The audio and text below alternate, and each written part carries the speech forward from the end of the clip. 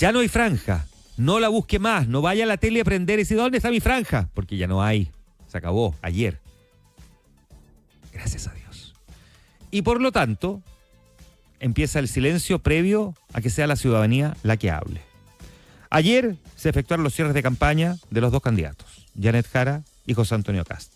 La carta de gobierno tuvo una actividad en Coquimbo, el candidato republicano en Temuco, en el caso de Jara, un discurso donde criticó duramente las propuestas de su contendor, llamó a proteger los derechos sociales que a su juicio se van a terminar en un eventual gobierno de Kast, por eso es tan importante defender lo conquistado, y así como tenemos derechos sociales, tenemos derechos laborales que defender, y las 40 horas se defienden, las 40 horas no se tocan. En fin, esta insistencia de Janet Jara de que cuando llegue José Antonio Kast va a desmantelar todos los programas sociales y que básicamente ha sido su estrategia de campaña, la campaña del terror. Porque sí, es increíble, ¿eh? Aquí los cambios han sido bien notorios. La estrategia del terror, la campaña del terror que generalmente se le solía asignar a la derecha, ahora se le asigna a la izquierda, porque una campaña del terror dice que te van a quitar los programas sociales. Y se refiere a la posibilidad que Kast otorgue indulto durante un eventual mandato, dijo que todos los delitos van a ser perseguidos y las penas las van a cumplir los delincuentes, sea que tengan 30 años o 70 años, porque así tiene que operar la justicia, decía Janet Jara, que en un gobierno suyo Chile requería certeza, no retroceso, mucho nos ha costado avanzar, en fin. Y desde la región de la Araucanía, José Antonio Kast criticó la forma en que el gobierno ha enfrentado los hechos de violencia rural, que dice que esto no es venganza, esto es justicia, y en la Araucanía y en Chile se va a hacer justicia, vamos a cerrar esa herida porque hay miles de trabajadores, agricultores, emprendedores, comunidades mapuches que han sufrido por el miedo de unos pocos que son unos cobardes que atacan de noche con rostro cubierto y que no perdonan nada, no respetan ni un derecho de nadie y reivindican una causa que puede ser legítima, pero que no les pertenece a ellos, les pertenece a las personas de bien. Y esa causa dijo que hoy, aquí en la Araucanía, es la principal causa del dolor de las personas, es la pobreza, que no distingue colores ni etnia. Y esta es de las regiones más pobres de Chile, es de las regiones que tienen menos caminos, menos agua potable rural, menos conectividad digital. Y eso es lo que nosotros tenemos que superar, lograr que la Araucanía vuelva a ser el granero de Chile. Cuestionó que lo más increíble es que este gobierno lo tuvo todo para hacer las cosas bien. No le faltó nada, no tuvo pandemia, no tuvo estallido, prometió solucionar todo y lo destruyó todo. Fueron capaces de destruir la educación en Chile, de destruir la atención de salud, fueron capaces de quitarle el sueño de la casa propia a millones de chilenos, capaces de expropiar un terreno para dárselo a quienes lo usurparon. Si este es el mundo al revés, decía José Antonio Kast. Un poco campaña del terror también, así como que está todo destruido, no estamos así como que estuviéramos en, digamos, Ucrania. No, pero uno entiende que se extreman los argumentos cuando está en el cierre de una campaña. Kast con fuertes críticas al gobierno, Janet Jara con una nueva arremetida en contra de Kast por su propuesta de recorte fiscal. Ya no los vamos a escuchar hablar más. Y sí, qué bueno. Eso probablemente da un respiro, un descanso, y nos va a llevar el día domingo a ir a votar.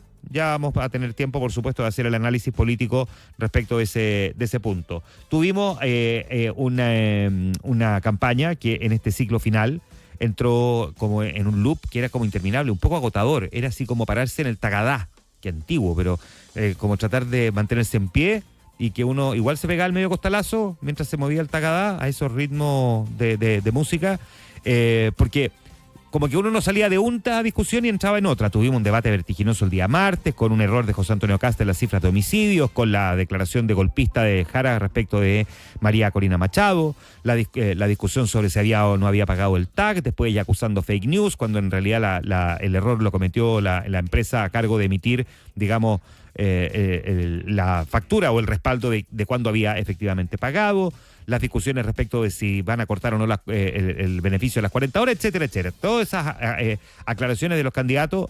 Tuvimos el debate respecto de si potenciar el hidrógeno verde o el observatorio Paranal en el norte, que se convirtió en un tema que pasó medio colado, pero que en estricto rigor también es un tema súper atractivo. A ver si lo podemos analizar más adelante durante la mañana, pero que llevó a Janet Jara también a tener que hacer como un giro respecto a lo que había dicho el martes, que ella prefería la industria del hidrógeno verde si tenía que inclinarse por una u otra, y el candidato José Antonio Kast, que también sorprendió. Dijo, o sea, posibilidad de desarrollar proyectos de hidrógeno hay en millones de lugares, no vamos a estar afectando el observatorio Paranal, que básicamente por la instalación de esa industria podría afectar por la contaminación lumínica y de polvo el observatorio o la observación del espacio. Así estuvo la campaña en la recta final, se cierra Ayer fue el último día, hoy podemos escuchar a dirigentes políticos, sí, en entrevistas, diciendo qué es lo que esperan para el día domingo y probablemente marcando algunos puntos, pero con mucho cuidado porque aquí a partir de ahora no se puede estar haciendo en estricto rigor proselitismo político. Así es que la recomendación,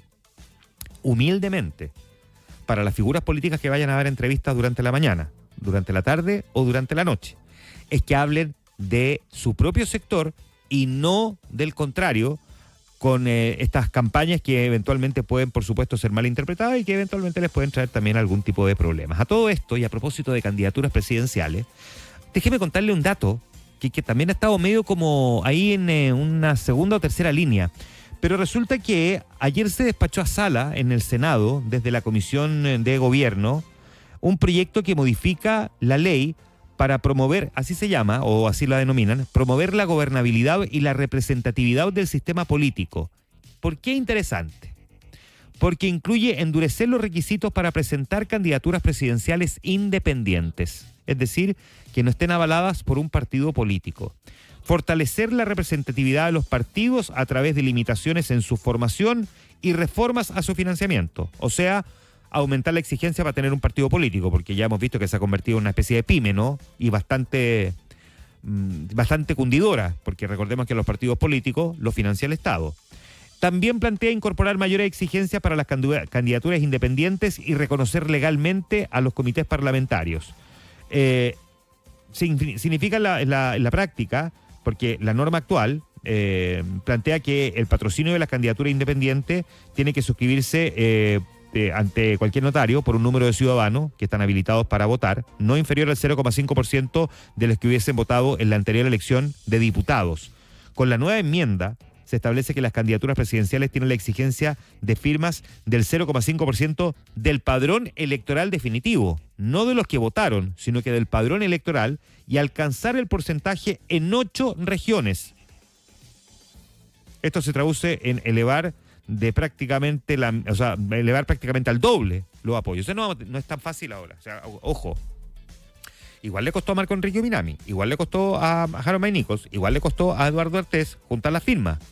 Probablemente aplicando esta ley ahora habríamos tenido 5 candidatos y no 8 candidatos. Y esto no se trata de ningunear a los que vienen desde afuera, no. Si lo que básicamente uno pretende es tratar de optimizar la discusión política y que en el fondo esto no se termine convirtiendo en un saludo a la bandera, en una candidatura testimonial, en una candidatura para utilizar plataformas financiadas por el Estado, como lo es el caso, por ejemplo, de La Franja, porque el candidato paga por grabar el video, pero no paga por emitir el video. Eso se hace gratis. Y que al final termina siendo más bien un placement sobre la figura política y no realmente sobre su interés para gobernar Chile. Si no nos engañemos, lo que vimos con Marco Enrique Minami, puede ser muy legítimo que él haya querido defenderse de las acusaciones en su contra en el caso Soquimich, que finalmente derivaron en nada y que lo perjudicaron inevitablemente porque eso es un hecho de la causa, pero al final lo que vimos era un placement de Marco Enrique Minami defendiéndose a sí mismo más que hablar a la ciudadanía sobre por qué era importante votar por él. Hoy es fácil ser candidato presidencial. Con este proyecto de ley que está avanzando y que probablemente va a conseguir los votos, va a ser mucho más difícil y es probable que tengamos menos candidatos en la próxima elección presidencial.